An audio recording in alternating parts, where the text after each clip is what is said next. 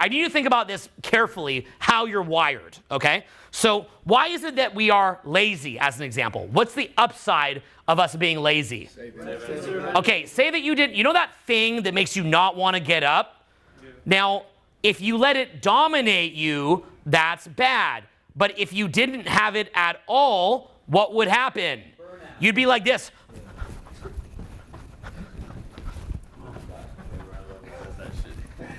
You do that, and then you'd be like 130 pounds, 120 pounds, 90 pounds, 50 pounds, and you die.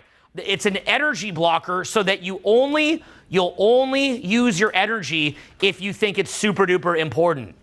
Okay, so what's meant to happen as a human being, you're meant to be put into this prehistoric environment where you would come into perfect equilibrium with that environment. Do you follow this? You would be in perfect equilibrium with that environment, because what you do is you'd only start burning energy in places where you really needed to. So if you were to live in the forest, you would have a general rhythm of life. You'd probably go to bed around the same time every day. You'd probably wake up around the same time every day. You'd go hunt at certain times. You'd go get fruits and vegetables at certain times. It'd probably be a little bit easier. You would eventually come into equilibrium with it. But what happens in modern, and also, you wouldn't have to write everything down because you wouldn't have as many things to remember. So you wouldn't have to write everything down. You wouldn't have to worry about, say, flaking with people who you meet up with, who you'd like to link up with, because they'd be in the same cave person tribe as you. You ever have it, you meet somebody out, it went amazing, but then, it just doesn't go so good over text message or over the phone? You wouldn't have that problem because they'd keep seeing you. Also, you wouldn't have the problem of them seeing how amazing you are because they'd see you all the time.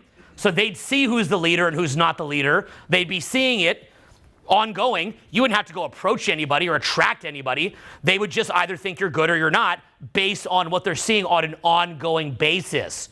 So there'd be all of these different things that are being handled. Another one of these things is the law of investment and not wanting a sunk cost. So imagine that you're a prehistoric person and you built some little house, or you decorated your cave, or maybe you hunted an animal, and then that animal is sitting there on the ground. Now, if you use a whole bunch of time and energy, say the word time and energy. Okay, so if you use that time and energy to go and hunt that animal or to decorate your cave or whatever it is, what happens if you're the kind of person where you go kill an animal or you go decorate your cave, but then you just walk away from it? What is that going to do to you as far as your survival? It's not a good way down. Yeah, your chance of survival goes way, way down. So we have this instinct in us, don't use energy unless you absolutely have to. And then nature will bring that into equilibrium. Likewise, don't give up on an investment. Don't allow sunk costs to occur is another really, really big one. Okay, if you invest into something, don't walk away from it. That's another autopilot response. It's hardwired into us. So, and again, the other really, really big one is you don't need to write anything down because you'd be living in equilibrium, so you wouldn't have to write anything down. All of a sudden, we live in modern society. Oh, here's another one. If you find a big beehive thing with a bunch of honey, eat all of it now. Shove your face now. Winter's coming. Put on that extra 30 before winter comes, right? So these were instincts that we had. Now, all of a sudden, you get into modern society. And what happens? You get in this reality where people who have a brain that is able to be a little bit more active and realize certain things, those people dominate and other people fail. So many of the people who in a prehistoric time would absolutely dominate, many of those people, the people who'd be just crushing it in the prehistoric era, many of them are addicted to drugs and flat broke and living in abject poverty. And many people who might have not even been doing that well, if they can evolve certain parts of their mind, they can actually hit another level. So let me give a couple examples. Take with writing things down. Your brain isn't meant to remember everything. There is no way you can balance all of this. Do you understand that? Your brain's not wired to remember all this. It's not. You have to write things down. You have to set little alarms all the time. You should be setting multiple alarms for anything that's important. If I have an important phone call to make, I do a lot of one-on-one coaching with guys that are very wealthy. I have 3 alarms. I have one that goes off an hour before, one that goes off 15 minutes before, one that goes off a minute before. I want to be texting them, I'll text them a half an hour before and say, hey, see you in half an hour. Hey, see you in 15. And then ready, and I want to write that word ready 1 minute before the time that they said. without that alarm, do you want to know what kind of things happen? And I've learned this. Oh, it's not good. Oh, no, not good. Oh, no, no, no, not good. Because you could just burn a $500,000 a year income funnel in one mistake. Because people that are very wealthy, how much tolerance do they have to mistakes like that? What do you think? Zero. Because they value their time. They've learned, even somebody who's amazing, if they're going to be like that, you can't work with them because they're gonna wreck your whole thing. They're like, you could be the best coach in the world, but if you're gonna act like that, they can't work with you. They'll usually give you a little bit of leverage here or there, like you're a human, but it's very, very rare. So I've had it where I could have, I could literally just burn a $300,000 a year income source by failing to have one alarm set. And that's really happened to me. Like imagine you miss an alarm and you just burn a $300,000 income funnel. Do you know what that feels like? Yeah, I need therapy. It's horrific. So things like that can happen. Or you could trust your staff to maybe do something for them, and then you called your staff 20 times and said, please remember, please remember, please remember, but they don't set those alarms, and then they forget, and then you're like, $300,000, and they're like, oh, sorry, and then there's nothing you can do. They're just like, sorry, bro. That's it. There's nothing you can do, right? So, yeah. And the way the laws work, if you were to get mad at them, they could sue you. But it doesn't matter. Like there's laws against somebody going into a bank, putting a gun there and robbing $30,000 and costing that bank $30,000. But if you had a staff that cost you $300,000, you just have to grit your teeth and say, That's literally all that you can do. So you not only have to be responsible at a high level, you not only have to be responsible for yourself, you have to be responsible for the people around you and not allow them to make mistakes either. And you have to have systems put in place. Your brain is not meant to remember almost anything. I mean, I don't drink, I don't smoke weed, I eat a lot of things that are nutritious. I can't remember anything that I see. I remember almost nothing because none of you do. None of you remember anything. None of you remember anything. Nobody remembers anything.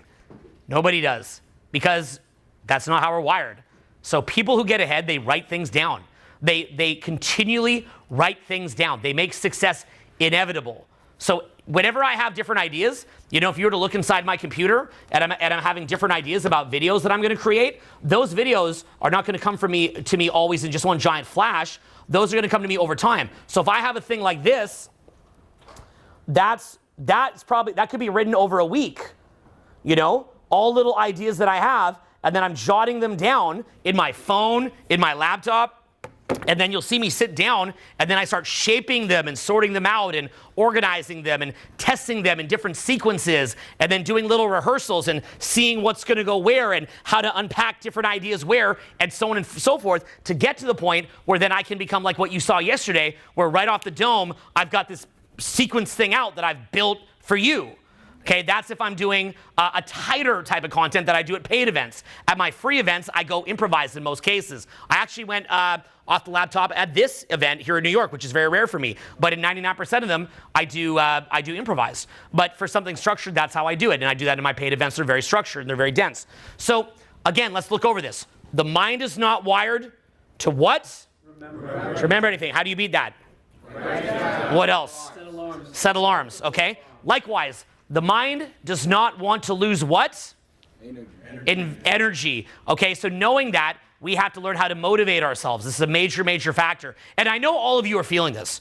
You're all feeling this. You're thinking, there's so many different cool things that I could be doing, but I don't do them because I can't spark up that dopamine and make myself do it. And you feel like you're in a haste. I remember being a kid and knowing that I'd get in trouble if I didn't do my homework. And there was these two shows in the 80s. One was called Family Ties.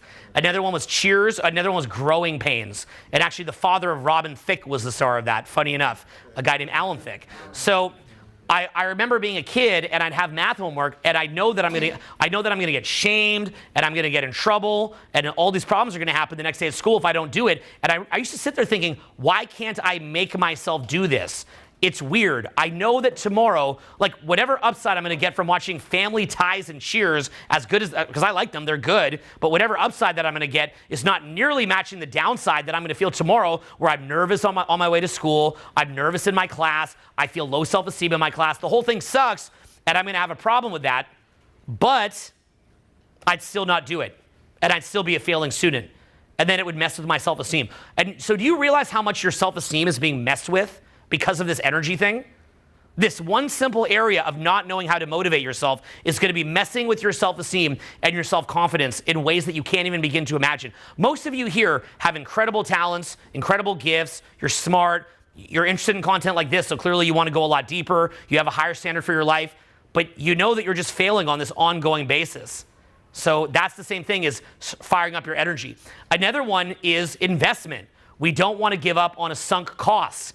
Now, you might have had this where maybe you're dating somebody and you're super obsessed with them. And because you're obsessed with them, you don't want to let them go and you keep doubling down. You ever done that? Maybe you meet somebody on a night out and you put some time in with them and you're afraid to allow the sunk cost to go. Maybe you have an employee who you trained and you put so much time into training them, they become more and more toxic, demanding, and disruptive, but you've doubled down, tripled down, 10x down, and you don't want to let it go. You're too afraid to let go of the sunk cost. You keep looking at the history and at your hopes for that friendship or relationship or business situation, your hopes for it, you're not willing to see it for what it is today. What is this situation today? What could this situation be? And realizing it's not what it is anymore. Even most of my old friends, if we're being honest, I've had to rediscover the value in those friendships and find new forms of value because people do change.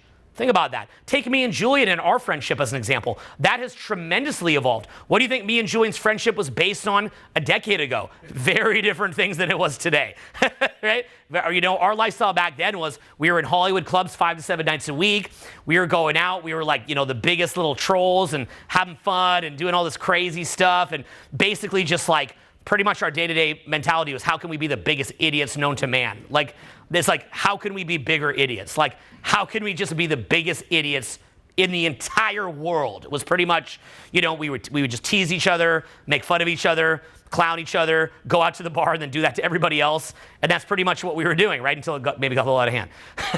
So then, you know, so that was our friendship then. Julie now is a married man. He likes to be at home with his children. He's not somebody who's intensely money-driven at all. He makes amazing money. He knows a lot about business. He's done millions in launches. He does millions in sales, but he's not a money-driven person. So my and his friendship is based on things like joint projects or things that we're doing together or, you know, how we can combine our talents synergistically in order to create something that we couldn't make individually. Does that make sense? Like, what can him and I do? Because we don't need to work together. There's no need for him and I to work together. But how can we join forces synergistically to where, you know, if he had made it here today, we do a lot of events together. Let's say he'd made it here today. He could have presented ideas about trauma healing, about energetic stuff, and then maybe I could be presenting ideas about social skills or making money, and it presents a full picture. Now I'll show you a lot of the same things that he would have showed you, and if you're at an event with Julian, he'd show you a lot of things that I would have showed you. But when him and I can each work on it individually, and we can bounce off of each other creatively, there's some good synergy there, right? So we've redefined that friendship. Does this make sense? So it's one of those things where you know, you have to be able to redefine what it is, you know, that you're getting the value out of anything and not just have a sunk cost, okay? Like, if I have an ex-girlfriend, I have to redefine with her where's the value in that. Does this make sense? So I'm continually auditing where is the actual value. I have no fear to cut something off if I can see that it has changed. You want to know why that is? Because I've stayed in those situations way too long and I've seen what the consequences are of it. But people have that thing where they're afraid to lose their investment. They're terrified. Most of you in here are more afraid of losing money than you are to go out and make it. That's the truth. You're more upset about that. I saw this with people that I was partnered up with, where they would start infighting, and I said, listen, you know, because there was some like really bad infighting that went on in my company. You guys might have seen a little bit about that. It was really shitty. It was like probably the most horrible thing ever. And I'm trying to like mediate that. And I'm like, yo, if you stop working with me, you're going to lose hundreds of millions over the course of your career. And if you stop working with me, you're going to lose hundreds of millions over the course of your career. So are you willing each, literally over what you each perceive as, you know, a dispute over maybe $1 million, are you really willing to lose a potential $999 million over the next 30 years? Because I'm doing my thing. And you're like both brothers to me, so what's up, you know? But for them, no, they're more concerned about their perceived injustice. That's really true. It's the saddest thing I've seen in my life. Probably, if you said, what's the saddest thing you've ever seen? It's like watching two brothers that love each other just like go at each other's throat over money is just the saddest thing you could see in your life. And I promise you, both those guys have, I'd say they probably already lost God knows what just by not having me in their lives. And that's going to continue, and that number's going to rack up. But at least they don't have to lose anything. But then, of course, they did in court fees. So actually, they already both lost their $1 million in court fees. So actually, just for the feeling of being right, they lost what they lost. So think about that. That's human nature. It's the power of investment. It's that we don't want to lose what we've invested into, okay? And so understanding that, basically, because people are so averse to losing investment, then what you want to do is you want to put out just enough to get them to invest a little bit of attention. And then what you do is you get them to invest that attention. Then you put a little bit more and get them to invest attention. Then you put a little bit more, and then you get them to invest attention. Then you put a little bit more, then you get them to invest attention. And that's how you do it. So let me give an example. Say that you're going to walk up and say hi to somebody. Now by hi, that's the worst opener ever. So say that you're going to walk up and introduce yourself to somebody. So maybe what you do is you go up and you do an imitation, okay? Now why is an imitation one of the best things that you can do as a way to introduce yourself? It's emotional. Anything about a person only has to be a 3 out of 10 and they still care, okay? If it's about them. So if it's about you, it could be 3 out of 10 interesting. It could even be 1 out of 10 interesting, and it becomes 10 out of 10 interesting. In other words, for me to make you laugh, I have to get to at least a 7. Does that make sense? I got to get to a 7 to make you laugh. But if it's about you, okay, if it's about you personally, yeah. Okay, that was 3 out of 10 funny, but because it's about him, I can get a smile off him. You see this? See that? 3 out of 10 funny. Okay? I can get a laugh at 3 out of 10 funny because it's about them. So whenever you make it about the person and it's about them specifically, you can get it to hook their interest. So that's why my favorite way to begin an interaction is with imitation. It's probably by far my favorite way, but there's many ways that are amazing, but that's a great one. What's that? Does that come out of a comedy writing book? No. Does that come out of a comedy writing book? That's all I'm doing. That's all I'm doing. And notice I can get you to laugh. It's a 3 out of 10 funny, but I can get you to laugh because it's about you. So in sales copywriting, for example, you do a hook about them in particular. Now what's happened is if you can get someone to read for 30 seconds, they don't want to lose the 30 seconds. So then you're more likely to get them to be willing to listen to you for maybe a minute. So at each level of investment, what winds up happening is the person is investing a little bit deeper at each juncture, is the way that it works. So in other words, if I was on, say, social media, let's say I was putting out videos, I would want to put out what's called clickbait. Clickbait is something completely idiotic and shocking, and it's a diversion. Why? Because the average person who's looking at social media, what is happening? They are in a trance and they want to be in a derp state, and then they just want to be entertained. So then what you do is you put out some kind of shocking headline, they click on it, and then right at the beginning, you say, I'm going to show you this, or I'm going to offer you this value, whatever it is, right? Or you put something shocking or funny, which hooks. Then if they watch it and they like it, now they're willing to go a little bit deeper. So in the same way, the general way that we do a funnel is that the very front end is we put out videos. The front end of the video is a hooky video, then it goes deeper, then people watch more videos, now they're willing to leave their house to come to a free event. But they wouldn't have been willing to do that before, because if they didn't know you. Then what happens is now they go to a free event, they put in 3 or 4 hours, and then they like that. Then they're willing to go to an inexpensive event. Then if you overwhelm them with value there, then they're willing to go to a better event. Now ideally, in the best case possible, you start helping them to make a lot of money. And this is kind of how it's been my bread and butter is, I get a bunch of new recruits and I help them start to get some paper. They start to get some paper, and then they say, wow, I wouldn't have made that if it wasn't for you, so now I want to come back. And that's actually what wound up happening to me was over 20 years, there's all these different people that either became famous celebrities or they ran these huge businesses, all of this stuff. A lot of people started banking it, and then they come back to me years later and they say, I want to pay you back for how you helped me, and then I wind up doing business with them. So that's kind of my little whole shtick, right? If you want to know the whole, the real scam, that's the real scam. Basically, I just get a bunch of people rich. I just trick a bunch of people into getting rich, and then they want to pay me. That's the scam. Yeah. I just trick a bunch of people to clicking on the video and getting rich, and then I scam them into getting rich, and then they feel like they want to reciprocate, and then they come pay me. So yeah, it's quite a little scam. So basically, that's kind of how I've done it for years, and it's one of those things where, but you've got to get people to have that initial interest, right? So understanding the degree of somebody's investment and how deep that it is that you can go with them, how deep that you can go. So that's why, for example, a 4-day free event is going to have a diminishing crowd each day because they're not willing yet to go to a full 4-day thing. But if I can get them to pay a couple bucks, maybe I get them to pay, I don't know, could even be $100. At $100, you could say that you had a 4-day event and it's free, and say you had 500 people. Okay, let's do some math here. Free event, 500 people. Day 1, 500. Day 2, 380. Day 3, 280, and day 4, 120. That'd be like a free one. At a $99, you probably cut that in half. You'd probably cut that attrition in half. And then at $500, you would cut that attrition down to only 25%. And then at $1,000, you're going to cut that attrition down to maybe 95% or 90%. Does that make sense?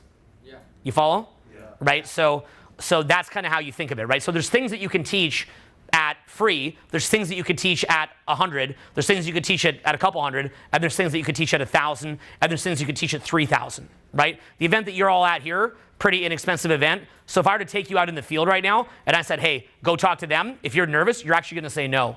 You'll say no to me.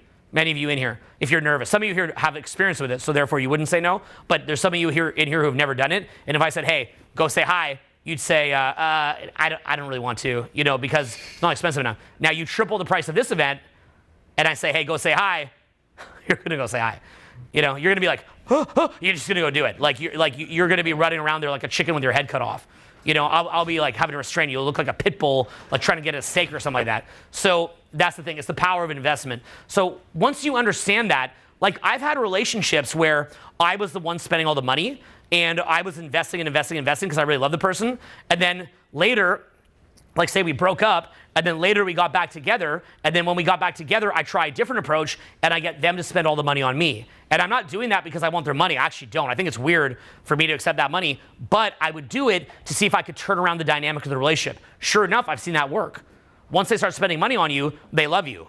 So it's when they're invested. Why? Because if they spend money on you, they're going to focus on your positive qualities. If they're not spending money on you, they're going to tend to focus on your negative qualities. So this is just this understanding that. Another thing that you also have to understand is that if for any reason you can't walk away, you actually trigger what's called an RAS flip. And this is huge, and I'd really urge you to understand this.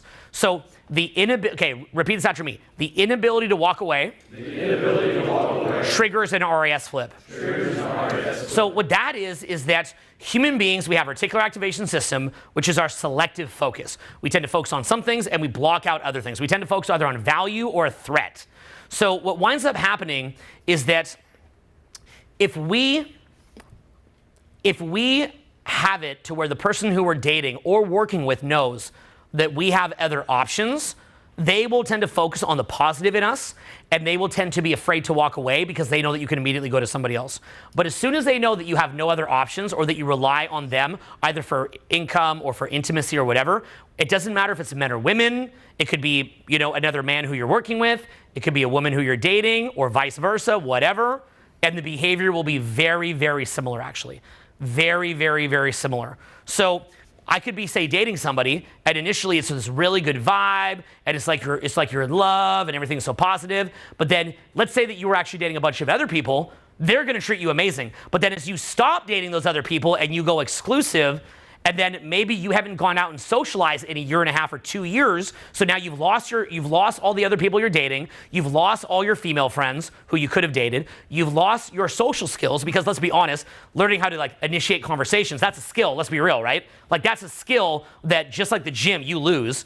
You know how it is. You come out of a relationship, you can barely remember how to say hi to somebody anymore. It's like, how do I do this again? This is so what? I never thought I'd have to do this again, and you have to again. And so now you've lost your social skills, you've lost the other people you're dating, you've lost your female friends, and that same person who treated you like this royalty now all of a sudden treats you really, really bad. And all they can do is focus on the negative. But it's the same thing when you're working with people. I've had it where people who I'm working with, they will become, what'll happen is, here'll be an example. I'm running a business, and The business has an infrastructure. Now, what I'm doing is I'm making my own videos, and I'm putting out my own products, and I'm doing my own live events. And I'm having fun doing that. And so they don't have any fame, and they don't have any following, and they don't have any career in this. So when I first meet that person, they're like really excited, really keen, like super positive, always wants to go out, always wants to build the skills, always really win-win, always synergistic. It's really cool. Later, I actually start enjoying seeing what they're cultivating, and I say, instead of me working on my stuff, and I could be doing very well with that, I'm gonna work on your stuff. And then I start working on their stuff more and more, and what'll happen is the more that I work on their stuff, they're really appreciative. They're like, wow, this is amazing, thank you. Oh, I just did my first $1 million launch, I just did this, I just did that. And I start to get excited because I like seeing other people win, and I enjoy playing a maternal role. I'm a bit of a mom. I'm kind of a bit more of a mom than a dad in many ways. Like I like to see people who I help really blossom. It's more fun for me to play the Dr. Dre role than to be Eminem or Snoop. Like I actually enjoy cultivating other people's brands. That's why I've cultivated so many brands. Many of the brands that you follow, I'm the person behind the scenes cultivating that. So it's not just in my own community. I'm doing that privately behind the scenes. I really enjoy seeing other people blossom and being a supportive role. So what'll happen is they start to blossom. But it's always right at that point where as soon as they're able to see that the infrastructure that's being supported is now relying on their income, as soon as they see that, here's what you'll see. Hey, I want more money. And I go, okay. And then a month later, hey, I want an even bigger percentage. I go, okay. Hey, I want an even bigger percentage. I say, hey, we can't float the infrastructure if we do that. I don't care. Well, and then this is always the same response. It's happening many times. Well, you're not going to have any infrastructure if I leave, are you? So you better give me more money. And they also know that I'm not going to talk crap. So, and because they know because I just don't do that. So then there's no downside there. So it's not even really a boundary. And then basically that pattern happened again and again. And so by the end of it, you'd see it to where it would literally be 100% to zero. But here was the weird part. You want to know the best part? Even when I'd get to 100% to zero, which I just do because I just didn't want to disappoint our community, so I just kind of left it like that, they would still call me and yell at me. I just became like a whipping boy. Just call and just yell at me for no reason. This would literally go on.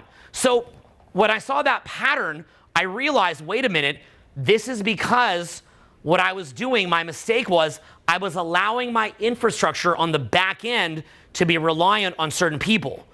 I allowed it to get to that point. Now, I don't think in those ways. I'm not the kind of person where I'm thinking like, oh, I'm having fun with somebody. I have to protect from future bad behavior. I don't think in those manners. I bet you that many of you don't either. But you have to understand, I love all human beings. I love all the people that I've worked with. I'm not mad at any of them. Even the people I've just sort of alluded to, I'm not mad at them, any of them. But there is a certain reality of human nature that is very, very predictable. And it's extremely obvious, and you're going to see it coming. It's this. No matter how much you love somebody or care for them, if you get to the point where you have no other options and you're reliant on them, they will probably have an RAS flip. That is human nature. The only people that aren't going to have that are people who are very spiritual, people who are very connected to their higher power, people with incredibly high levels of integrity, so that even when they feel themselves having an RAS flip, they're like, no, I'm not going to do that. That's against my values. That's the only kind of person I can do that. And that's very, very rare, and you can't count on that. And the thing is, if you meet someone when it's new and they can get more from you than you can get from them initially, then you have to understand that they're going to appear like that really high-level person. That's not who they are. You don't know who somebody is until they have sucked all the value from you. Then you know who they are. That's it, okay? So as long as they want or need your validation. Okay, here's the basic of the three things. It's either they want your validation, they just personally want it. They want to have certain life experiences that involve you. There's just certain experience they want to have that you would be an integral part of that. Or some kind of value. It could be connections, could be financial, but some kind of like actual value. Until they've gotten the experiences they want, the validation they want, and the value they want, you don't know who they are at all. And in fact, at the end of that train, they may treat you worse than they even treat the average person, because the average person, at least they have a social relationship with. So they might even treat you worse than the people that they have social relationships with. And you're going to see this. So how do you get around that? Make sure that you are never overly reliant on one particular situation. You want to have it to where people are invested in you, not because you need it. Okay, it's not because you need the investment. It's because you can actually do more together when they're invested. You can't, all the cool stuff that you want to do with them, you can't do when they're not invested. All the cool stuff that you want to do with that person, you can't do if you don't have other options and if you're relying on them. All that cool stuff, you can't do it. So like, it's not about you being like, ha ha ha, I always have options. Ha ha ha, I always withdraw validation. It's not about that.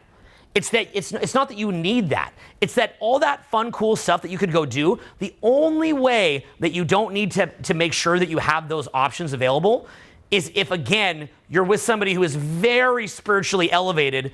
There's some people in the world, some, very rare, where if you invest in them, they see what you did, they appreciate it, and they invest right back. I believe I'm one of those people. When somebody's so nice to me, I will try to 10x down on them. That's how I am. That's why I couldn't project into that kind of reality. I couldn't see that because I don't think like that. So it would always catch me by surprise because I couldn't project into that reality. It's like somebody who's an empath. They tend to get abused by narcissists and sociopaths because it's not real to them that somebody else is thinking like that. If you don't realize that sociopaths exist or that narcissists exist, when you get around somebody like that, it's not real to you. You keep thinking, they've got a soul in there. In fact, you want to believe that everybody has a chance to have a soul and a connection to God and the chance to evolve. Sociopathy is a very difficult thing to absorb for people that are spiritual because when you realize that that person basically has no soul and is basically condemned to hell, it's difficult spiritually because you're thinking, well, everybody has a chance to go to heaven. Everybody has a soul. Everybody's a child of God. Why would God forsake that person and make it to where they're not even in control? There's just nothing there. But understand, for a lot of sociopaths or people with narcissism, they'll tell you, like, lights look on, there's no one home. You ever seen American Psycho? There's nobody there. There's nobody actually there. There's no one there. So in other words, it's like a shark. A shark is just a shark. It's basically being run by the physical intelligence. The spiritual connection, the spiritual intelligence has been snuffed out. The light in the eyes has been snuffed out, and they're literally just replicating the behavior of an empath. That's why people that are sociopathic are often very charismatic, because while you might be empathetic, and then you learn about things like charisma or social skills here or elsewhere, wherever on your own experience, you've got to actually fight through confidence issues to get there. You know, you've got to fight through your own inner battle, your own inner struggle, building your confidence, building your foundation. A psychopath or narcissist or sociopath, they don't have to do that. They're numb. A sociopath so rarely, pretty much never, will become an empath because they view empathy as a disease. They view empathy as a disease. Because why? All those things that you deal with, of you having self-doubt and caring about other people, that's a lot of heavy stuff, right? So a psychopath looks at it like, why would I want to have that? To a sociopath, you want to know how they view it? They view it that it's like a chess game, and there's X amount of moves on the table that they have. They might have infinite number of moves, whereas an empath only has like 20 moves. That's how they see it. Because an empath is confined by morality, an empath is confined by integrity, win-win. To them, there's no limit. However, what generally happens with psychopaths and narcissists is they lead to their own downfall. They actually lack discernment. They're actually some of the most vulnerable people in the world. And for many of them, the only way they can feel anything is either by winning, because they can't feel their emotions, so then they can only feel that they're winning if they beat somebody else, or they feel emotions by rage, because I think it's that rage, I may be wrong on this one, but I think what it was is that rage is hormonal, so they can still feel that because part of their brain's damaged, but it was something like that. And the other one is they can feel alcohol. So they often get hooked on alcohol because they can actually feel something from that. It's actually the saddest thing in the world when somebody has that. But to them, they think they're liberated. They think they're winning. They would even hear this and be like, ha, ha, ha, ha, ha, what a moron. Like they would literally view it like that. And they often take great pride and pleasure in attacking people that are very good because that's the only way they can relate to them. So they see that energy that somebody that's very good has, and because they lack it, they feel drawn to it. It's like a moth. It's like they obsess over it, and they want to kind of stalk it or like be around it, and then maybe ideally even snuff it out because they kind of want to vandalize God's architecture. They want to vandalize that. They want to snuff it out. Or they want to take that person and they want to antagonize them into being evil themselves so that they can be pulled down to their level and pull them into hell with them. So that's a big thing, is that you don't want to ever react. Yep. Have you ever read Political Ponerology by Andrew Lubachevsky? No. He talks about the concept of what happens when you get your petty psychopaths, which will do things like they'll go shoot up a store and they have no empathy there. But the actual smart ones will rise to power Yeah. sometimes. And you look at some things that certain political leaders do and you go, how is this possible? Yep. How can it be possible? The answer is they're just psychopaths. Yeah, psychopaths or low empathy individuals that are patsies that get put in place because they know that they're patsies and they have low integrity. So yeah, and some of them that you see are just so low functioning and the kind of people that should never be leaders, and they get put in that position. Yep. You said, one, they want your validation. Two, they want some kind of experience. Yeah, it could be like maybe they just want to be like maybe they want, like in my case, they probably want, you know, to be around like high level coaching and crowds. Right. They probably want to have you know, just like maybe they're just curious to meet me and like see what that would be like, or maybe they want to make millions of dollars in coaching. And you said until they get these, you don't know who they are. And so how does that relate to you investing and maybe even marriage or something? Okay, so here's what it is. It is that you want to view it like you don't really know who somebody is for at least until you've been around them long enough. So basically what you want to do, here's how I do it now. Okay, so when I was younger, what I did was I just gave and gave and gave and gave and gave and gave and gave. That's why anybody who I was around became very successful. And through their own efforts as well. It was our combined efforts. But it was like just give, give, give. Probably never seen anything like it. Then what you do is realize that that's flawed and it's going to cause problems. So then what you do, and here's how I do it now. So whenever I'm involved with somebody now, I say to myself, if they completely turn sideways, how could I engage with that person where it's enough of a win for me that if they were to turn sideways, I would be happy with the time that we spent together? Okay? I would look upon that time that we spent together as a win. And then what I do is I find a healthy win-win where they're winning and I'm winning. And I keep it at a win-win. What I used to do was I did it as a win-lose, where what I would do is I would hamper my career, I would hold back my career, not build my brand, not do things that I want to do to help other people build their thing, and then I would help them to get that off the ground, but then once they have that off the ground, sayonara. And then I would feel bad about it, and in their mind they're like, well, you know, you got money off of it too, and I'm thinking like, yeah, about 5% what I would have done doing my own thing, but they think that I should be happy with that. They think I took from them because, you know, if I could have made, say, you know, our business, I don't know, let's say that I would have made an extra $5 million in revenue based on my own sales in that time, and then with them I made an extra $1 million, they view it like they gave me 500 grand in their mind. Like I took 500 grand from them. Whereas in my mind, I'm like, no, I lost that opportunity cost. But I don't talk to them like that because that's not how I talk to people. I would never communicate with somebody like that. So I hold that close to the vest. Even though I feel it, I don't say it. So it probably doesn't occur to them either. Plus, every human being thinks that they're right and everybody else is wrong. So that's just human nature. So it just doesn't come to light. So that was the old way that I used to do it, was I'd be left high and dry. What I do now instead was, you know, the way that I do it now, because people used to always say to me, like, you have an empire, Owen. I was like, I kind of have a lot of liabilities. I just enjoy building this because I love it. I love seeing other people winning. I like having a lot of coaches. I like having a big organization. So I like that part. But as far as the empire, I mean, like most business owners, just do the math on this room right now. Like most of you in this room probably think this is a highly profitable event. The main profit off this event will just be the videos. Do you realize that? Yeah. Yeah, and that's even with sales. Even with me doing sales, I do that to keep your guys' costs down. But you probably won't even occur to that. You know what I'm saying? So it's literally like it's one of those things where, like, most of you probably never even did the math on this. You probably never did the math on what does it cost to rent this room? What are everybody's hours costs here? What does it cost to fly everybody here? What does accommodations cost? What is opportunity cost of other things that we could have been doing? There's not a lot of companies that are doing live events like this all the time, right? There's a reason for that. But I love it. I love public speaking. I love making videos.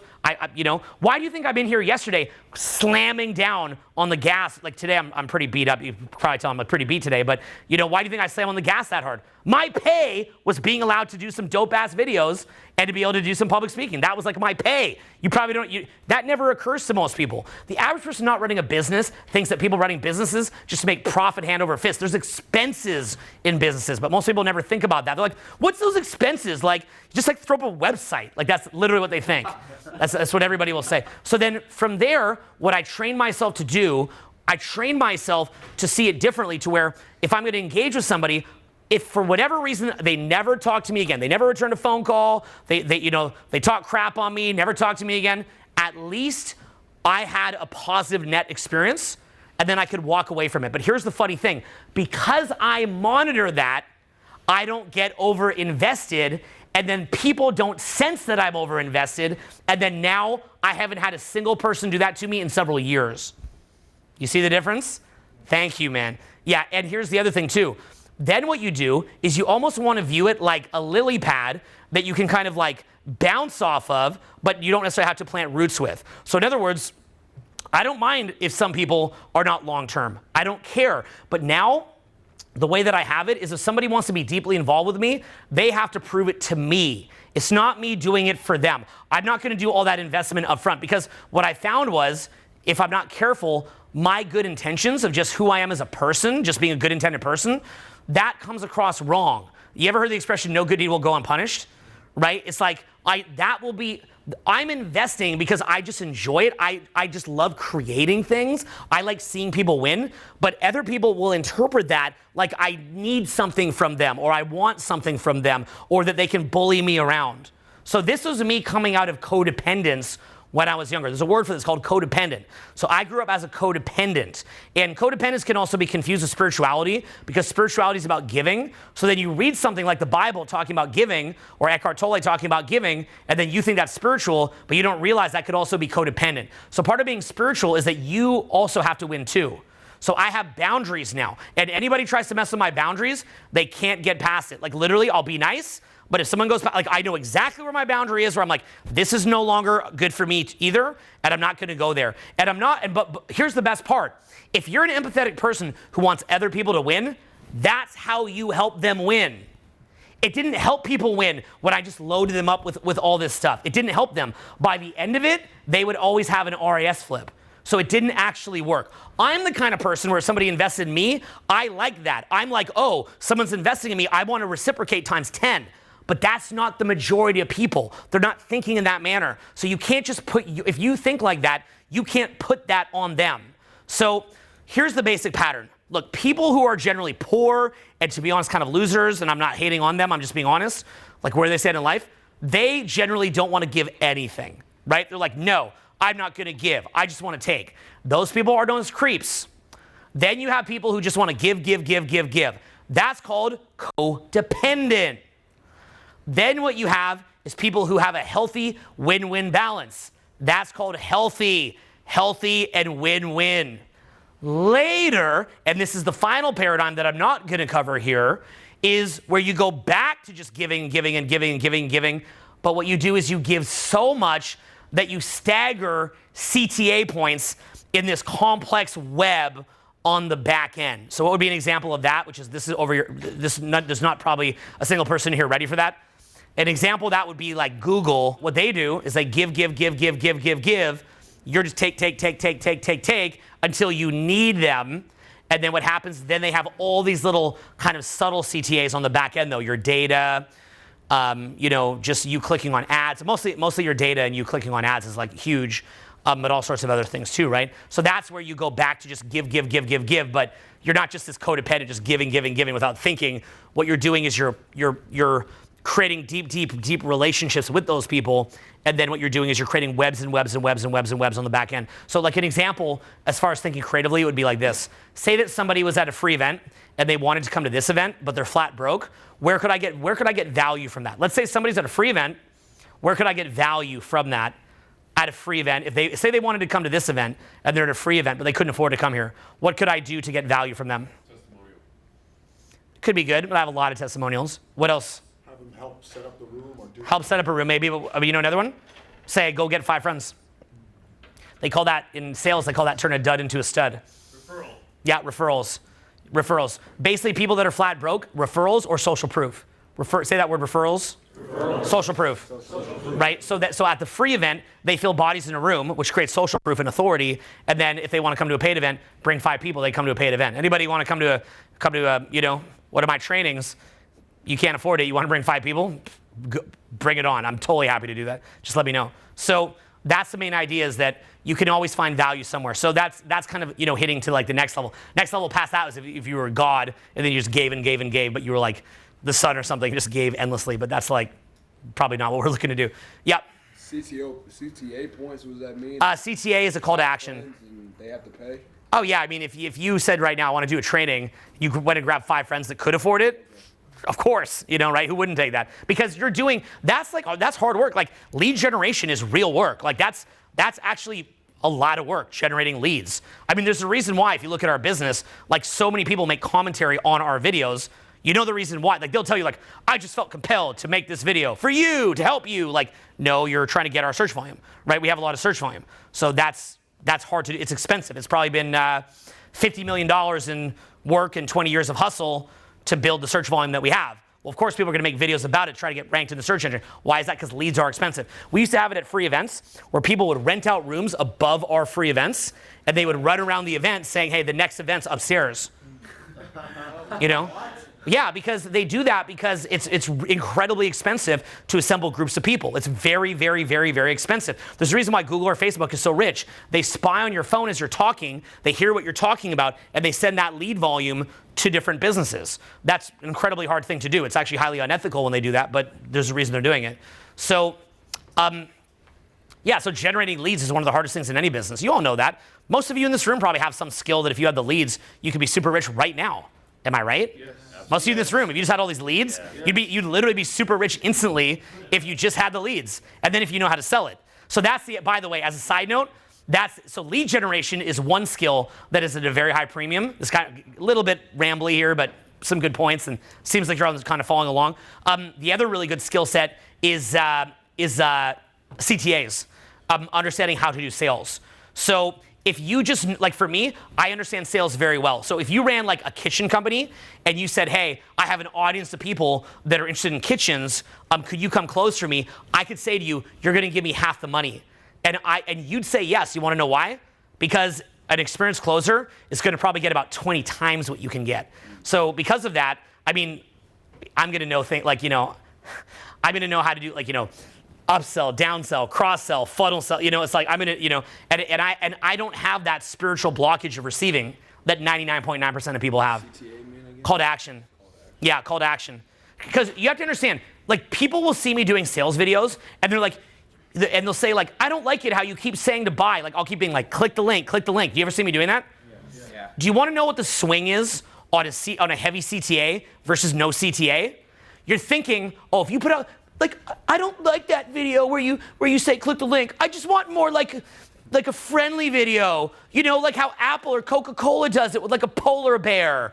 And you have to understand, those ads have often billions of dollars in budget. So what they do, if you have $2 billion, then you can afford to put a polar bear with your logo on every street corner in the world. That's how mega rich, typically venture capital funded businesses do it. When you're not mega rich and you want to go and you want to battle out the big boys, you learn CTAs. You learn lead generation, niche-based lead generation, and you learn CTAs is how you do it. Okay, so here's what it means. Quick question? Yeah. So how many posts would you do on your social medias or on YouTube and then do a CTA? Because you probably don't do the CTAs for all of them. I'll give you all even more info if you want to know.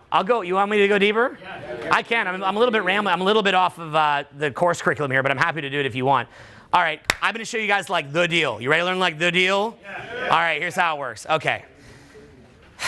So a couple pointers. Let me first wrap up the other point. Spiritually, most of you can't receive.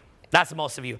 There's either spiritual blocks on giving or spiritual blocks on receiving. So some people, if you say, hey, go make a free video, they can't do it. They just physically can't do it. They need to get paid right now. You ever see that book, Gary Vaynerchuk, Jab, Jab, Right Hook?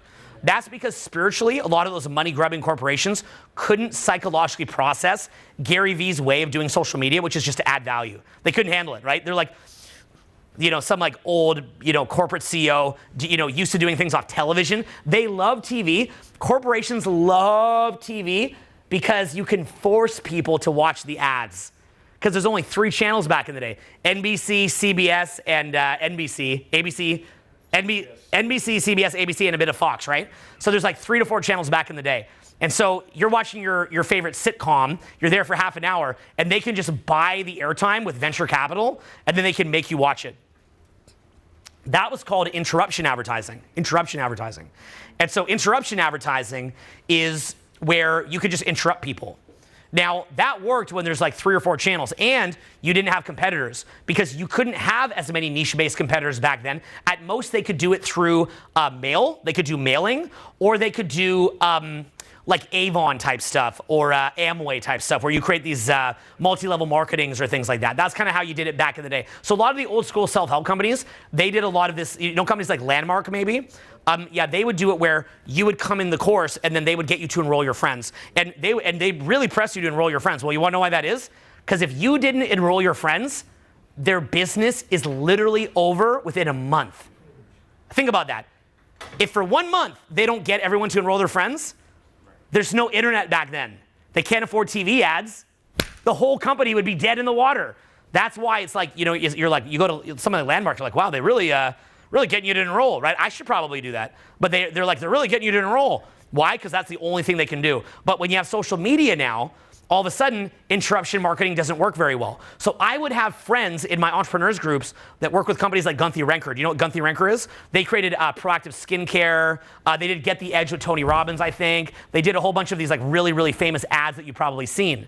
So Gunther Renker, a lot of them, they're getting frustrated because people aren't watching their long infomercials anymore. They're losing money. They dominated the world for so long.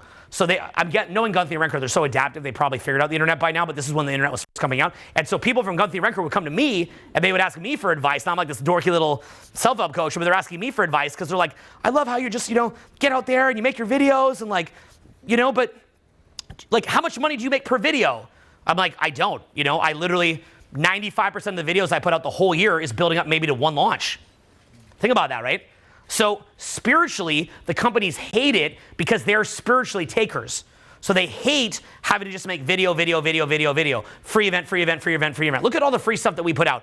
Free videos. Our budget on free videos is several million a year. And making free videos takes up most of my year. And we don't have Google Ads. So we don't get paid on that. So we literally do a product launch I might do a major product launch maybe once a year. And what's sad to me, by the way, is sometimes I'll do that launch, and sometimes people will even dislike that video, and I'm thinking, do you not have enough meta-level awareness to realize that if this launch doesn't work, I go away? They never think that. Like, if this doesn't work, the free videos are gone, and I go get a job. And they're thinking they're like, this video's, oh, thank you so much, man. This video's interrupting me. But that person is probably flat broke. So ironically, see, here's the thing. When you give and give and give and give, about 10% of the people who you attract are going to be hardcore takers. Hardcore takers. Now, when you're like what I was, as a codependent, almost everybody will be around you will be takers. But what happens, you give, about 10% are takers. That's that 10% of people that you see on the sales video that are like, I don't like this. I just want to take more free stuff. So they're hardcore. Spiritually, they're takers, and they're attracted to you because you're a giver. It's like a moth to a flame.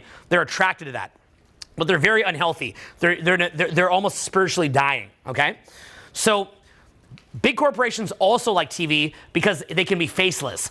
They hate the internet. So a lot of the people who I work with are people that run big companies that are realizing that they have to learn how to talk to their audience. And up until now, for the last 20 years, they could just hide behind a TV commercial. They never had to learn to be human. And because they've become borderline sociopathic from running a business, and now all of a sudden people want to meet the owner of that company, they are so messed up. So that's where you'd see things like Netflix when they had their little issue, maybe 10 or 12 years ago, and the owner has to suddenly make a video, and he tried to make that thing called Quickster. Anybody remember that? Yeah, they got mad because he took the DVDs away from as a separate service from streaming. And then he tries to make this video where he like levels with everybody. And then he makes this other DVD service called Quickster, and it blew up in his face. He probably like killed like 20% of his stock value by making one dumb video. So a lot of people who I work with, the people who are some of my high-end clients, they run big companies, and they want me to help them to be the face of their company and help them to become human. So that's one of the things that I do that's quite common. I do it behind the scenes, and I do it privately. I don't talk about it, because if I talk about it, then I can say vaguely, or I'll say names of people who gave me the green light, but other than that, I keep it private, because then I wouldn't have clients anymore. So going from that same standpoint, that's this whole thing. They struggle with giving. Now, most of you in this room, a lot of you can also struggle with taking, taking is the wrong word for it. The proper word spiritually is receiving. Have you ever maybe dated somebody who all they want is like designer shoes or things like that? Like that's all they want? That's because that person's a taker. Then have you ever dated somebody who like you could never do anything in bed to please them, but they only want to please you? You ever had that? Oh, I've definitely had that. Yeah, so what it is that there's people who can't receive. Like they're not able to even let you give them pleasure. They can't do it. Do any of you here in this room ever feel like you struggle to receive a compliment? Like if I'm like, hey, you're really cool, and you're like, yeah, like that. I had the same problem. I remember a buddy of mine, when I started to realize my codependency a few years back, a buddy of mine gave me a really big compliment, and immediately he said, hey, oh, that was really cool. And my answer was, oh, hey, yeah, I'm working on this and this, and next time you come over, I'll give you some of this. And I caught myself, and he looked at me and just said, Owen, I just want to say thanks. That's all I'm saying. And I was like, yeah. And I realized that I struggled to receive a compliment. So I just want to be in give mode all the time. But what is that? Codependence is where, as a kid, you didn't get love from your parents properly, and even if they tried their best, all parents try their best. I don't think any parent wishes to do that. They really try their best. But for whatever reason, maybe it didn't land with you, whatever the case. So you had to train yourself to be this perfect person in order to survive. By the way, narcissists also, which is the flip side of codependency, you can read a book called Human Magnet Syndrome by Ross Rosenberg, which is very powerful. Or watch Ross Rosenberg's YouTube channel, which is 10 out of 10. Saved my freaking life. Basically Ross Rosenberg. The book is Human Magnet Syndrome. I actually even like the YouTube channel even better, and he probably has, the courses are probably amazing. So, I never did the course, but probably be really good. So, what he explained was, narcissists also probably didn't get love when they're kids, but then what they learned was to close off the loop of needing love. So they just give themselves approval. That's why they get a grandiose self-image, but it also leaves them very vulnerable because they reframe everything in their favor, and it makes them toxic. So codependent and narcissists tend to be like a magnet because the give person attracts the take person. And that's what I was doing when I was younger, was I was always give, and then I attracted people who are takers. Now, when you do free videos, about 10% of people who you attract will be these hardcore takers, and that's just part of the demographic. And those are the kind of people that even when you go to do a product, they're angry, they only want the free stuff. And basically, ironically, they're also limiting themselves. Why? Because when you're a pure taker, is anyone gonna really do business with you? They call that penny wise, dollar poor. They're penny wise, dollar poor. They mess themselves up. It's super sad, actually. So then going from that standpoint, spiritually, there's many of you in this room who also don't know how to receive at all. You don't know how to receive at all. So for me, I didn't know how to receive. So I had to train myself that. So part of my sales training was me understanding how to receive. I had to understand that. So back in the day, as an example, if I would do a product launch, or if I would do a sale from the front of the room, say I'd be doing a sale from the front of the room, just that little look of like 2 or 3 people in the room that look sad that they couldn't maybe afford to do the program, it was so hard for me to accept that I would not want to do the sale. That's literally how bad it was. And there's another thing too. There's this thing called lead customers, okay? A lead customer is somebody who's a pure taker, and they will refund. And again, if anybody here wanted to get a refund, go for it. Like, I'm not calling you that, but I'm just saying, like, there is something in business called a lead customer where everything you do, they're gonna complain. They're gonna only disrupt. They're only gonna disrupt things. They're only gonna complain. And they're gonna complain, and they're the same people that after they refund you are then gonna go onto Yelp and write a negative review when they took an entire weekend of your time. You know, I remember being like 23, and this one student, he said, hey, I want an extra day of boot camp. I'm not satisfied. I said, okay, I gave it to him. He said, hey, I want another day of boot camp. I said, okay, I gave it to him. He said, I want another day of boot camp. I said, okay, I gave it to him. I gave him like 7 or 8 days of boot camp every day. Then at the end of it, he still refunded it. But then after he burned a week of my life, then he went and wrote every bad review he could find. That's called a lead customer, right? It's like, it's not like, I've had people that, they'll take my courses and then they demand a job. I say no because I can tell they're nuts. Then, okay, they're visibly nuts. Then they go onto YouTube and make video after video after video about how I'm like this big jerk, and then and doing it like a decade later, while they then take the exact course that they learned from me and replicate it and copy it, use my terminology, use the names of my programs, the jargon in my programs. They'll literally be like, Owen doesn't teach you how to assume your value and seed the pull like me. And I'm like, that's the jargon that I popularize. Now, come to my boot camp. I'm like, that's the jargon I'm popular. Like, it's like, but literally, that's a lead customer, right? Someone who's so nuts that all they do is just cause trouble with everybody. They have beef with everybody. They're mad at everybody. They're totally whacked out of their skull, and they believe it. Like, they're in that world. Some people might call that satanic possession. They're just in that world. It's like they're in this just dark world. They're disconnected from any kind of present energy. You'll also notice a big thing with people like that. They hate anything process-oriented. Anything process-oriented. They hate it. Anytime that you talk about being positive or process orientation or elevating your state, they hate that stuff because they're in that mode. Okay, that's the mode that they're in. So you're going to see people like this. And when I'm younger, if I saw somebody in that mode, I would do anything to help them. I would sit there with them for weeks or months, just like, how do I help you? You can't. You've got to allow them to figure it out for themselves. They've got to make their own mistakes. They've got to have their own awakening. They've got to go through their life. It just is what it is. It's called a lead customer. So what happens is that for a lot of people, they struggle with being a taker. Other people struggle not knowing how to receive. So I had that. So for example, I remember I got Jeff to do a product launch. And Jeff is like, at that time, he was making maybe $30K a year. He'd been working for a couple years for $30K a year, and he's finally gonna have his first big product. And a bunch of people hit me up and they're like, don't turn Jeff into someone like you that has like products. I like him the way he is. And I'm thinking, like, as a failure? Like, as somebody who is broke? Like somebody who won't be able to afford to keep teaching? That's what you like? But people in that world are crabs in a bucket, and they'll keep pulling each other down. So you have to get to a point where you don't care. You've got to understand how little I care about internet trolling, about hardcore takers, about lead customers, about people who don't want to give me approval. I don't care at all. It means nothing to me. I've healed that. That is, and many of them think that I'm still affected by that, and they'll try that. And people like that, they know what your buttons are. Like, they know what would hurt you most, and they'll poke you with that. But again, you can heal that. And see, here's another thing to understand. People like that are in many ways your best friends in the world. You want to know why? Because they're going to feel out exactly where that tender spot is on you, and they're going to poke at it until you can heal it. They're going to poke at it until you can heal it. Let me say another thing. Every single thing that I always didn't want to have happen in my whole career has now happened. All the things you ever heard the expression fear to appear it? You ever heard that? Fear to appear it. Say that word, fear to appear it. All the things that I just super didn't want to have happen. Like, take that incident I told you before about where I have like people I'm working with going at each other's throats. Do you understand how embarrassing that was for me? You know what I'm saying? Like how that looks to my organization, how embarrassing that looks. And it's like I would just do anything to solve it. I'm like, what do I have to do? Do you just want like that missing, what you perceive as that missing money? Do you want me to give that to you? Do you want me to just give that to you? No, because they just want to keep fighting. Right? Like, what do you need to just stop this? No! Right? It doesn't matter what it is. They'd have their own perspective, and it would sound real when you'd hear it. But,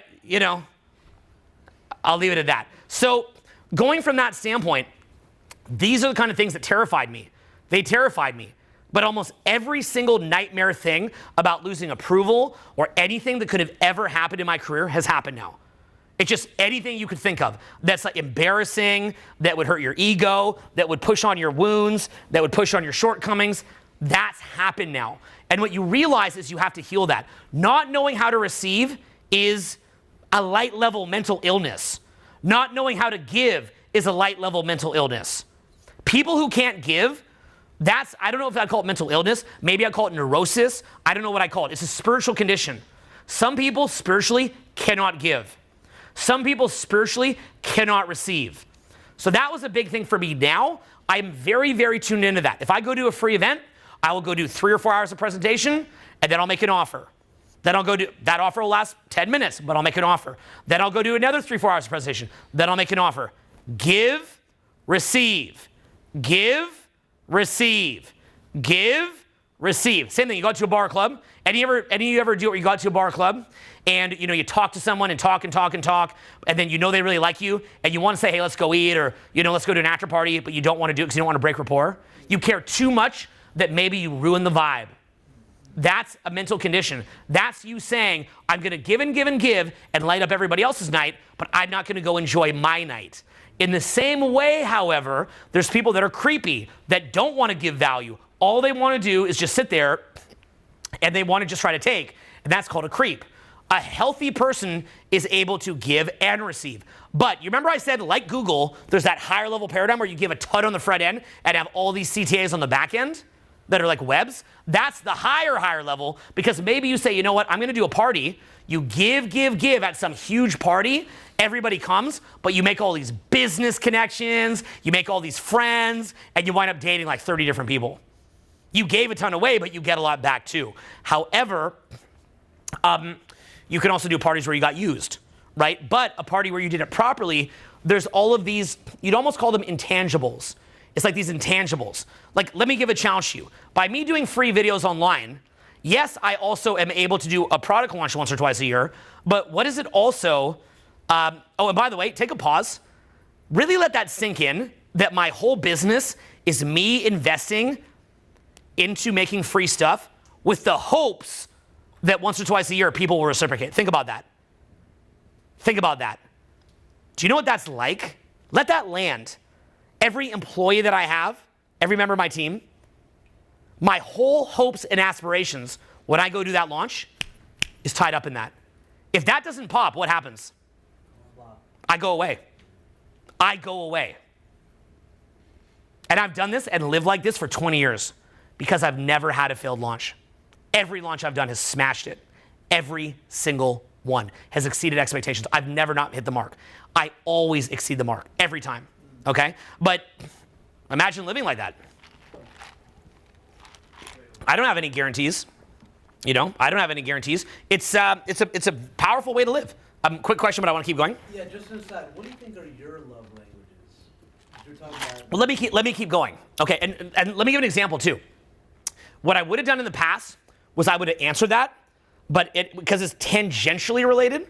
But what I've learned now is, like, if I get a question and we're on a stream for the whole group, I actually will say, I'll chat you later in the night. I've learned that. But that actually was a thing for me. I couldn't, like, even just a slightly disappointed face, I'd be like, and I just like keep going on it. But I'll answer you later. I promise you. So, yeah, but I had a real problem with that. So, to continue then, doing those free videos though, aside from a launch, because people think I make money from ads. I'm not monetized. I love that you think that. You probably don't realize how serious the whole situation is if you think I'm monetized. But anyway, so what are some other benefits that I would get from doing videos, though? What are some side benefits from giving? Legacy. The pride and self-esteem of legacy. Yep. What else? Personal fulfillment. Personal fulfillment. Yep. Now let's not even just do like the GUIs, like fulfilling. Like, let's not even like do that, even though it's true. Like, personal fulfillment that leads to, like, what selfish thing that I would receive? But even then, I don't need it at this point. But what would be another one? Just get better at it. Okay, well, one of it would be accessing deeper and deeper flow states. Another of it could be a lot of celebrities who watch my stuff privately and will hit me up and give me business contacts who wouldn't have done that if I wouldn't have done free videos. Another one could be that I was able to get better and better at public speaking and developing ideas while doing free videos, which then allows me to do a bigger product launch. So there's other unknown variables. Like, there's experience that I've had by meeting celebrities. A lot of people that are incredible to date have reached out to me, and that's been amazing. There's been a lot of incredible experiences that are side experiences. Me walking down the street, and whenever I need anything, I just raise my voice a little bit, and people recognize me and want to help me out. There's a lot of cool things that have happened. So there's a lot of intangibles that also happen from giving. But you have to also know how to receive. I have a healthy relationship to giving, and I have a healthy relationship to receiving. But that took me 40 years, is really what it took. And what it took was me seeing the living nightmare that not knowing how to receive and being an overgiver will give. It took me seeing that. And it was both, it was a combination of, one of the really big ones, frankly, was that public meltdown that I told you about. That really sucked, like very embarrassing. And I'd spent years trying to resolve that between the different parties and just realizing like I should have pulled the plug on both of them. The third time they acted like that, I should have said, nice knowing you. But I doubled down, tripled down, quadrupled down, 10x down, 100x down, again and again and again and again and again and again, doing that and realizing like, no, it's not gonna get better. The more they know you can't leave, the more they're gonna have that behavior. So that's the big thing. You've gotta have a clear boundary. This is who I am, this is where it is, this is not where it is, okay? You've gotta have that understanding. Then going from there, realize that it's a spiritual ailment is the main takeaway. That's the main takeaway. It's a spiritual ailment. People who just want to take are creepy. That's creepy. People who just want to, who can't receive, it's also creepy. It's also creepy. There's a balance. And the main takeaway is this. You can't even engage with people at a high level if they're not invested. This doesn't happen. You're not awake at the late hours of the night if you're not invested. It doesn't happen. Many of you have been to those 4-day free events that I've done. By the later days of it, the room's empty because people are not invested. Just a couple people are still there. So understand that. If you want to actually have fun with people and have healthy relationships with people, have a healthy balance. So if you're, now, the only downside is this though. Unfortunately, most takers who hear the speech, you know what they think? You know what I realize? I gotta take more. That's all they can hear. That's all they can hear. I'm serious. Like anytime I give a speech about codependence, the most narcissistic taker people you've ever seen are completely convinced that they're codependent. They're like, you're right. I need to take more.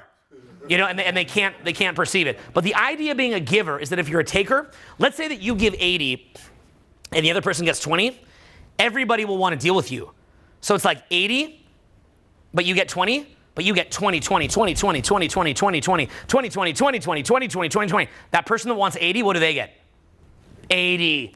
And you ever see that movie, Lord of the Rings? Remember the Golem? The precious.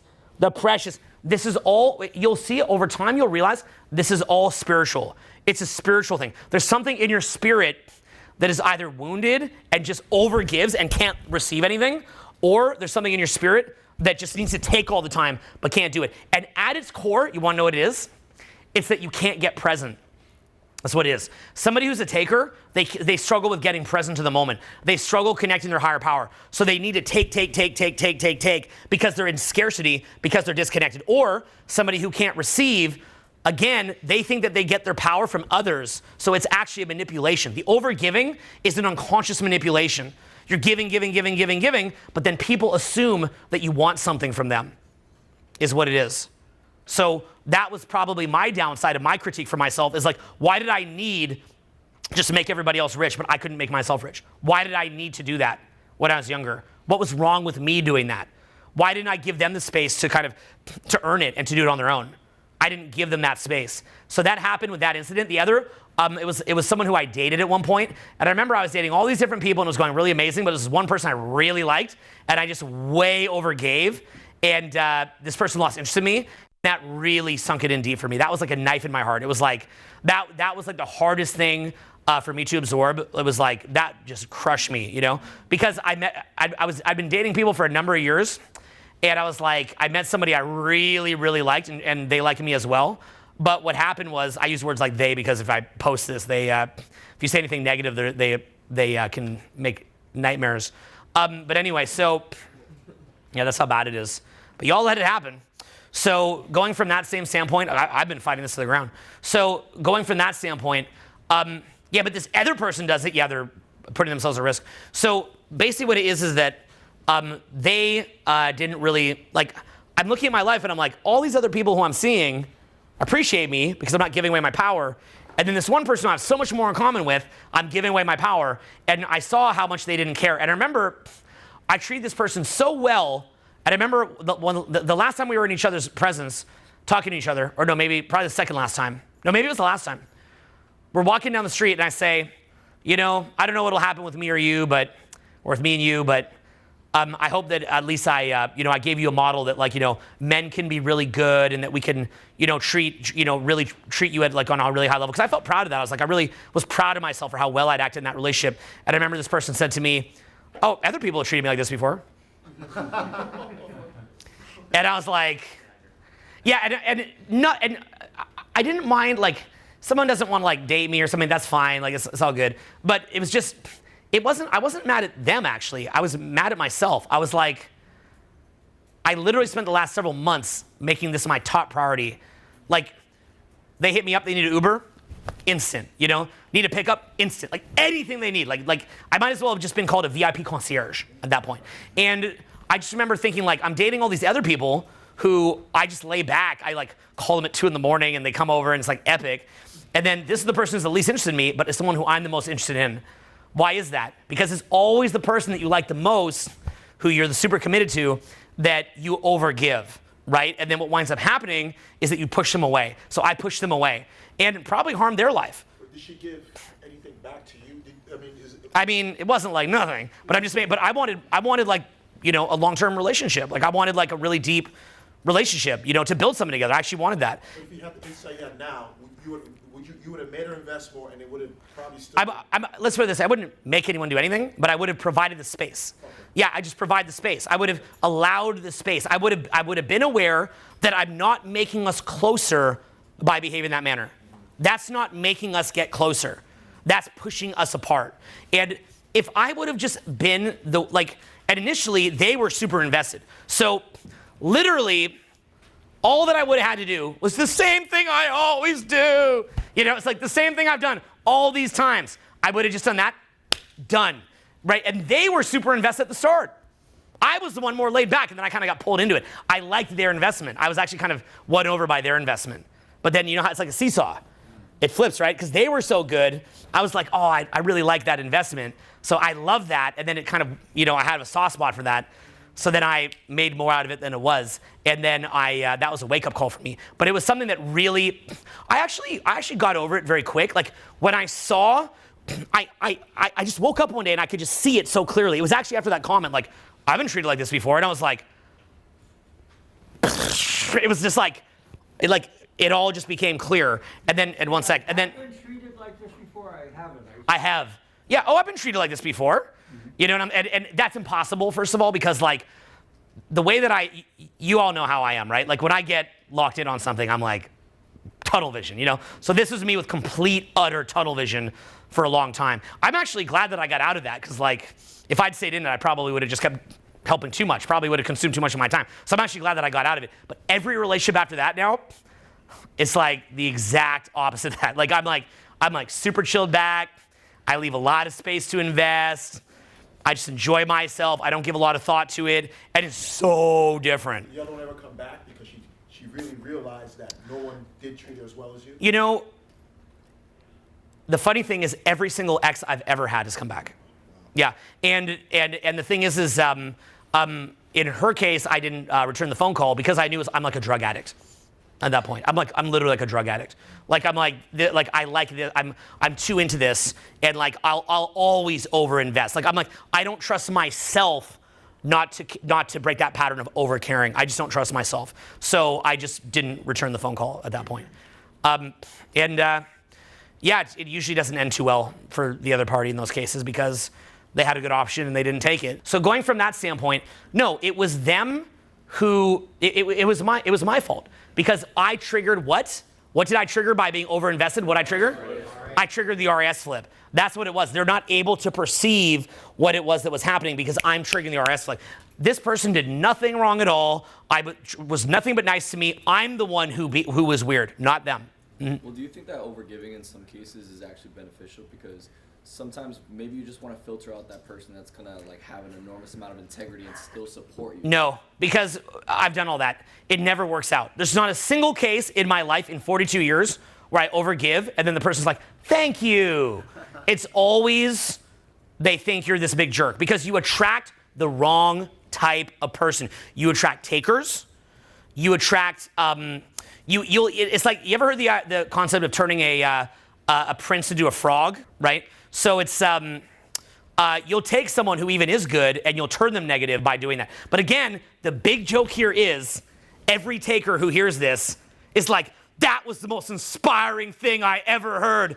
Take more! Like, that's literally how they think. So it's like, it's unfortunate. Like, you'll always see these courses of empaths that are looking to have a healthier ability to receive, but you'll never see a narcissist learning, like, taking the course on how to give more. You'll never see that. Like, you always see empaths, like you'll never see a narcissist, like, how to be more of a giver, and like a room full of narcissists, like, teach me, or like a room full of sociopaths, like, how do I care? You know, but you'll see a lot of people that are over caring, and you'll see them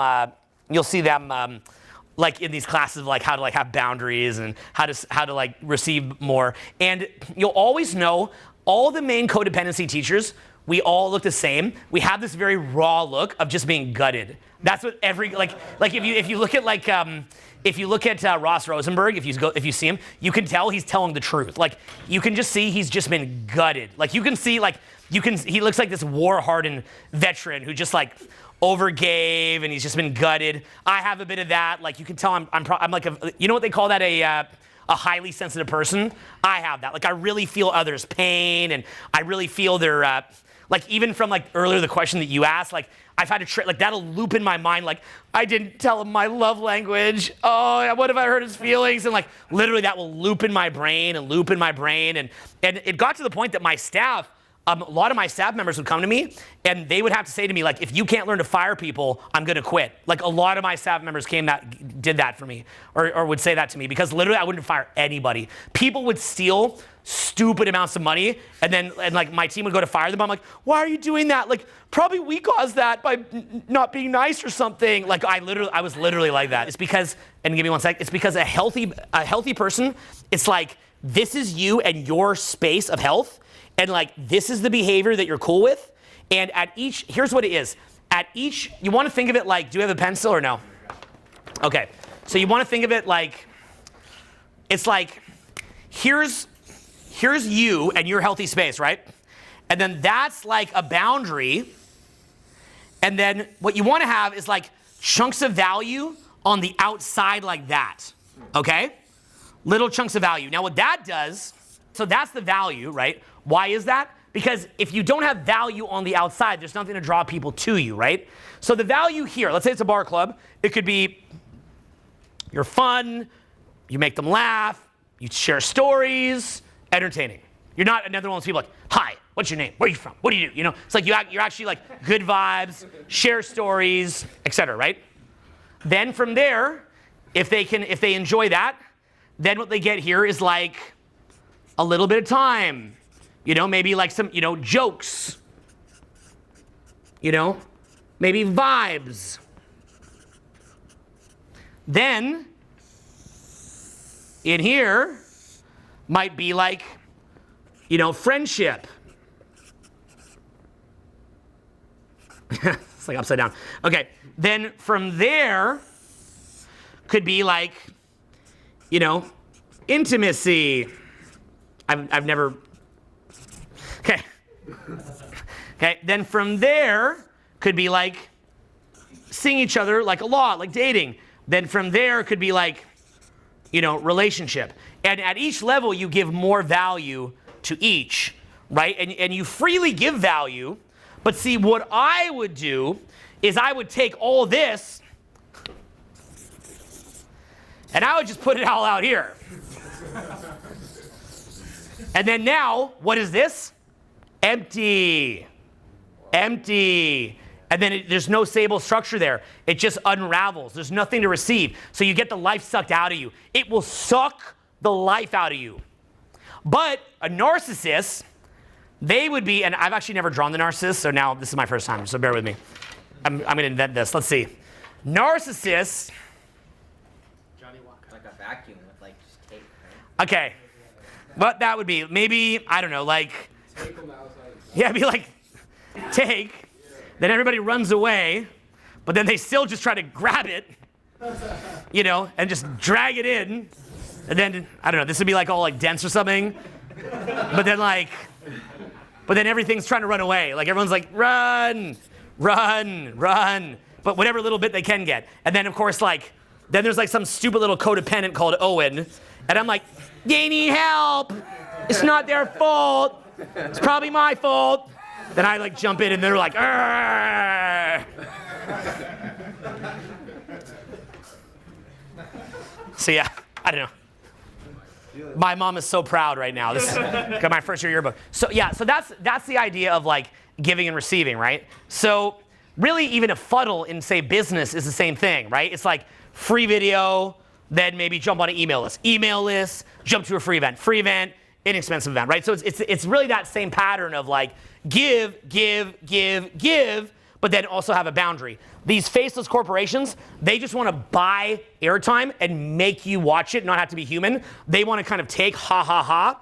And then people that are broke, they can never receive. And by the way, the spiritual community, it's so sad. So many of these people are so broke. The one person I know who's like crushing it is Aaron Dowdy. You guys know my friend Aaron Dowdy? Yeah. He's epic, right? He makes great money. He could teach entrepreneurship. He's amazing. And so he's in the spiritual community and he makes money. But I remember I was doing World Summit in Vegas like 6-7 years ago. And there was this guy, I won't say his name, but he does sound baths. And this was before sound baths were even popular. And he was running sound baths. I said, hey, what could I pay you to do a private sound bath at my event, and you'd have to drive there with all your gear? And he said $2,000. I felt so bad, but I gave him the $2K. But I felt really bad. I even gave him a big tip. He should have charged me 10 or 20K, but he only wanted 2K. He doesn't value himself. That's the thing, he doesn't value himself. What they'll teach you in business and entrepreneurship is most of you don't value yourself. That's the really big problem. But it's not just, it's not just valuing yourself, it's also learning how to frame the deal. So that's the thing. So you've got to audit your value, and then you've got to learn how to frame your value, and then learn how to frame the deal. Does this make sense? You've got to learn how to frame the deal properly. So again, for me, learning about things like sales, that's a return to emotional health. That's real emotional health. Not me just saying, you know, like you've all seen it. I'll put out a 4-hour free video. I'll put out videos that cause me how many problems in my career that I put out. But I'm like, they need to see it. I got to put out. And I am proud of that. But do you know how much trouble that's caused me? And yet I still do it. I'm proud of that. You don't always throw out the baby with the bathwater. So I'm proud of what I've done. So a lot of what I've done has been out of wanting to give, legacy, wanting to be heroic. Other parts of what I've done have been out of codependence. And a big part of this is you've got to separate the wheat from the chaff when you really audit yourself. What about you is you being a real giver? And that's what you want to preserve. And then what about you is where you're just being codependent, where really you shouldn't have just given that away. You probably should have charged money for that. You should have had some kind of exchange for that. But again, for some of you, you've got to learn to give more. There's some of you who I know in this audience who are like mega takers. I know a couple of you, they're mega takers. But all of you are hearing this, you're like, I knew I need to take more. But a couple of you I know are mega takers. And you need to learn how to give more. And then some of you in this room are mega givers and don't know how to receive. And these are the people that I meet that are so skilled, they're so talented. They could be very attractive to people they'd want to date. And yet they're operating at a 5 to 6 out of 10 success level. It's really, really sad. Highly talented, very smart, very talented, and you see their income level and you're just like, ouch. And you know it's that spiritual thing of not knowing how to receive. But again, that comes down to auditing, because you don't just wake up and be like, I now value myself. Give me all the money. That's not going to do anything either. I mean, maybe it could, but I mean, it probably do somewhat better. But it's actually learning how to then refine your skill sets, like kind of niche down your skills and see where what you have has value. Do you remember I said earlier, like I had to re-audit my friendship with Julian as he became more of like in a father role and so on and so forth, right? And then find the value and rediscover that value. It's the same thing. Like you've got to look at what it is that you're doing and you've got to drill down more to see where the actual value is, if that makes sense. Okay, and so it basically means like to figure out what you're truly amazing at, you've got to drill, get it to the point where like you can think of like this ultimate thing that you can do that is like the thing that nobody has, or the thing that is very unique. So you've got to almost like, you've got to refine it to where like a drop is like a pound, you know what I mean? Like the most densified version of like what it is that you are. And then what you do from there is then you learn how to present it, and that's where you do sales and marketing. So tomorrow we will be doing sales and marketing. So that's this idea, like what we learned today about motivation, about how to motivate yourself. Sales and marketing is reverse motivation. But we've got to get you thinking about what's unique about you, and then thinking about how to present that in a way that resonates. So remember, it's not just the shift in inner game. The inner game shift is half of it, but the other half of it is the outer game shift. Now, by the way, you want to know what it looks like? You want to know what it looks like when you don't have the inner game, but you only have the outer game? It looks like friends of mine who learn how to do sales, but when they go to close, their voice, now my voice is I've been speaking so long, my voice is thrash, but their voice tightens up on the close. Whenever you see me doing sales, does my voice tighten up? Do I get nervous? No. What do I look like when I'm doing sales? The same. Exactly the same. In fact, if anything, I look more excited because I want to help people. So in my mind, I perceive it like I'm helping you if I do sales. But for some people, they feel like they're taking. And so they're all confident right up until the point of sale, but they haven't done the inner game work and they crumble. This is very, very big. But then other people, they've got the inner game down, like, yeah, I want the money, but they don't know how to present it. They're just like, hey, I'm amazing and I love myself. What? Pay me. And that's not good either. Why do I want to get paid? So I can take a vacation. Pay me. Right? So they don't understand the technique of it. So what I'm referring to here is the inner game of sales, the inner confidence of sales, and having those correct boundaries. And for the couple people in here who I know are more takers, also realize that you've got to give more because, again, the giving, I don't know where that was. But anyway, the giving is what attracts people in, right? I don't remember. Oh, there it is. Yeah, the giving is what draws people to you.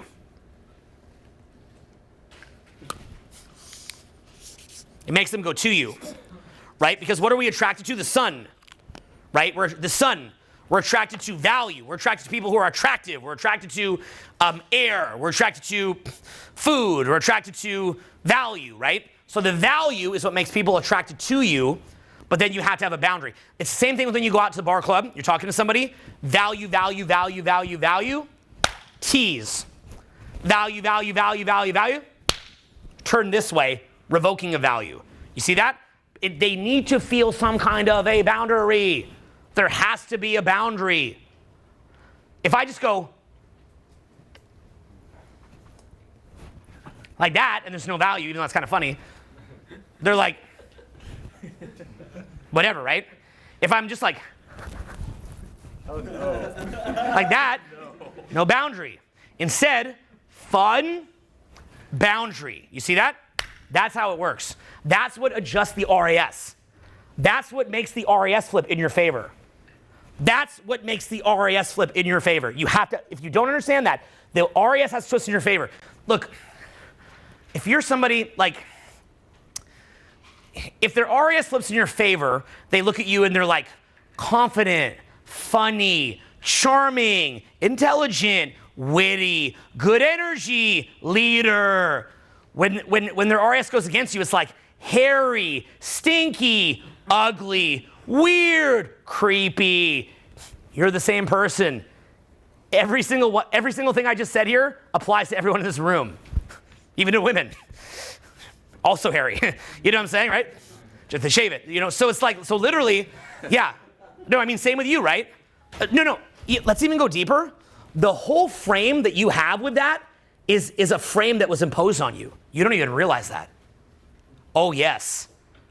Frame of what? When you're looking at someone who's very attractive and like, wow, I'd be getting lucky. You know, maybe you go to propose marriage. They said yes. These are frames. These are frames. These are frames that are put on you. These are frames. It's RAS flipping you. That's what it is. Yep. Is this the same thing as like a push-pull dynamic? Well, that is an example of where a boundary could occur. Okay. Yeah, in a playful way, yes. So it's the thing is, it's value plus boundary. Value plus boundary. Value plus boundary. Value plus boundary. Value plus boundary. It's always like that. But again, you've got to know how to present that value. So tomorrow, what we'll be looking at is how to actually do sales, how to take what you have, how to audit it for the value and present it. And let me give you a little tip as a preview. If you want to see great sales, go to a tasting menu at a fine restaurant. And what they do is they bring it out and they say, this fish was caught in the coast of Maine. It is with microgreens from the local Blackburn farm and a mustard seed from Saudi Arabia, right? It's like, dude, shut up, it's a fish. But what they do is, even when I say that, you're like, fish from Maine? Microgreens from a local farm? Saudi Arabian mustard? There's all these things about yourself that you don't know, that you've never audited, that if you just learn how to flesh them out, would be attractive and be compelling to people. But you don't know that. So you've got to understand how to recognize where is somebody at as far as their investment. What are they willing to listen to at this time? Once you've got them to listen to that much, then how much are they listening to? Once you got them to listen to that much, then how much are they listening to? Once you got them to listen to that much, then how much are they listening to? Then they listen to that much, how much are they listening to? Blah, blah, blah, blah, and so on and so forth. And then going from that standpoint, then what you have is that you can really, really engage with them. And you can engage them at a really high level. It's to the point that, like, as a teacher, I have enough tools to change somebody's life so dramatically, it is scary. But I know that if I just present those tools flat out, the average person, it's too awesome. It's literally just too awesome. And so it has to be presented in a certain way that somebody's ready to get it. They're ready to receive it. Otherwise, it's just too beautiful and they can't process it. And I know that sounds crazy, but it's like if you found someone who's homeless and you said, here, let me move you into my house. You move them into your house, but then they're still smoking meth in the bathroom and getting in arguments. It's like, it's too good.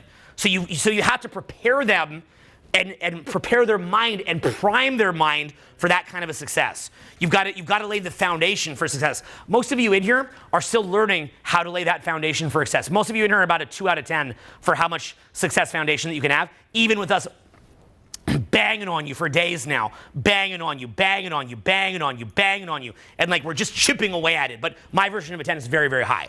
So, but we're just banging on you, right?